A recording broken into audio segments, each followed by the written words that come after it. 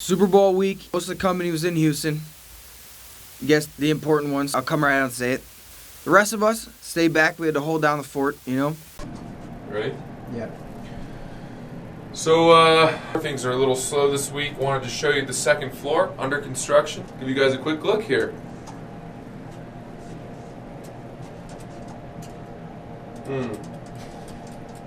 Yep. It's pretty exciting.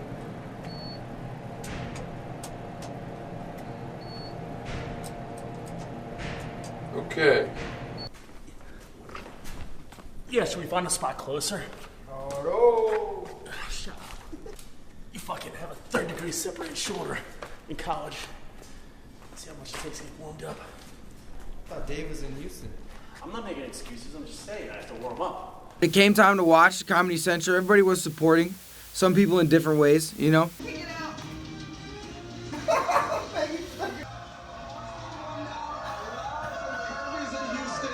And Tex, you know, he really wanted to show his support, and it was passionate. It was very weird. Tonight is a result of 14 years of hard work from people you don't even know.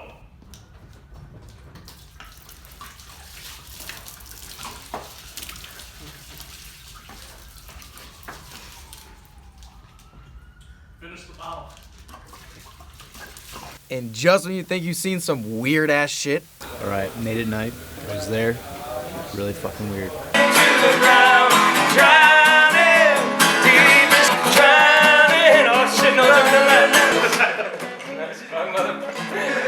Oh, never touch a man's guitar.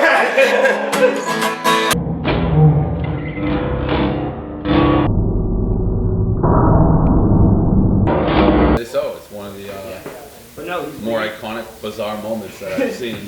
We had a huge snow day. Half the office is empty. So we thought, you know, we'll go out, we'll get a video done. We go to do the intro, you know, Francis talking, Smitty's talking. And We're going to interact with the locals, the natives, see if we can bring spirit and wonder to their day. we look around, we're like, where's Tex? He's like negotiating some sort of tackle football bet with this purple-haired emo chick. All right, I'll Venmo you $5. $5? Yeah. You allowed to run? Yeah. Can you? I think we like arms terms and conditions. I'm trying to figure out the fine print. Tex against the cast from the Hunger Games. Where's the tackle? Second. 30.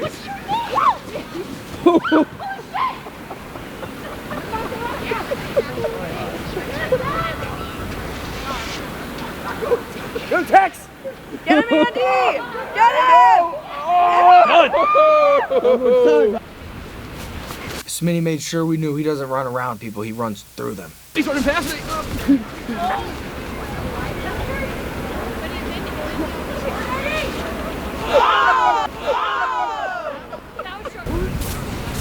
Pussies. When the boys came back, you know, we also realized Glenny Balls no longer was just a boy. He was a man. Gold bottle Glenny Balls. Pre-Houston, I was just some random intern at Barstool hanging out. Houston was like, it was like my bar mitzvah. I came into my own. Little chugging the lacy spades, did a little alcohol. Me and Johnny Manziel were chugging water on stage. I think he actually told me I'm his favorite receiver over Mike Evans. I don't know like what considers someone looking big or looking bad, or if their body looks good or not, theoretically. I'm not like a personal trainer or whatever. But when he walked in and he took his shirt off, everybody was like, this guy looks big. Back from Houston, finally. And while some people rose up in Houston, no pun intended, others were really not so lucky. I took a garment bag to Houston. On the way home, I couldn't fit it in my suitcase, so I put it back on the RV and told Brett, you know, I put it on there. He showed up back at the office. I'm like, dude, where's my clothes? And he said he had them, and then he called me that night like someone ran over his dog, being like, I lost all your clothes, which sucks. We're in a trust tree here. I think the Uber driver, I think he took Dave's clothes, said he put them by my apartment, and realized that I didn't bring them up to my apartment, and just took them back in his car, and then drove away. Ultimately, it was 100% my fault. That's all I know. 1,000% on Brad. He fucked that up. Dust in the wind. Office manager Brett. Hardest working man in show business who gets nothing done. We mixed in a little serial killer action too. We're just getting random. Why did you get two? Logos. Just came in the mail. No idea why. Riggs got one. Riggs, hold up yours. I feel like I'm on some sort of list that I don't want to be on. We're really making an effort to work on our race relations here. I think it's going well. The first go round, she was like a frumpy white woman, and then Heaven's Hawkeye went through, and he just made her black. Angry. He was like, "How about this?" I was like, "You made her black." I was like, "That's a black chick." At least she looks like a porn star, though. That looks like a black woman.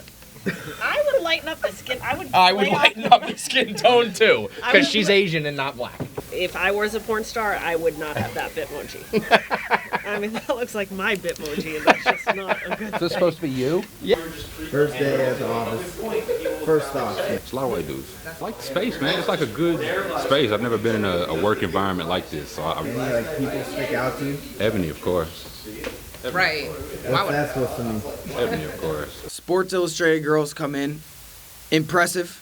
Kind of depressing. Then we just go down for your thought of this story. I'm asking, we talked about it yesterday on the show. I'm asking. Being a kind host, KFC was just trying to conversate with one of them afterwards, and just got hung out to dry by this fire instructor having to stand there for like 10 minutes trying to look cool and act natural around like a supermodel. Pull the box, make 911 call. You get at least 5 fire trucks because you're in Manhattan. All right, so you want more guys here for the fire. All right. You have 2 options to get out of this building. You got your stair right here. It should be closed all the time.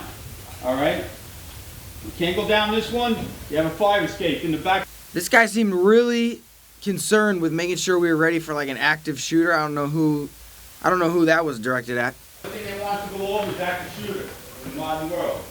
All right, kind of sucks. You make a 911 call. You tell them we're on the 3rd floor. And on the same day that we get an employee like conduct handbook about corporate America, I look up at the screens. Well, that's good. False, this is a true graphic. You have lasted 1 day without coming. No cum out of this dick. Oh, thanks, Robbie.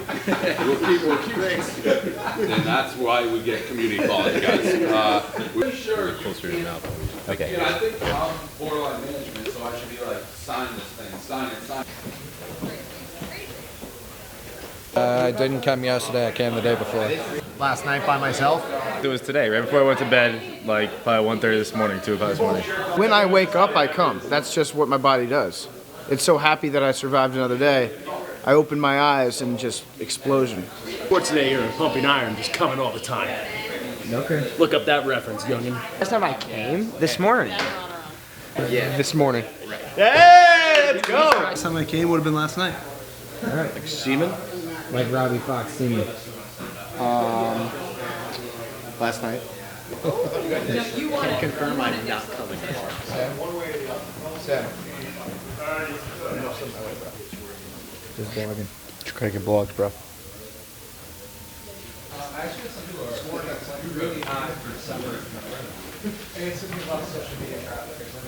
And I've been thinking about this all day long. And I felt a feeling that was quite strong.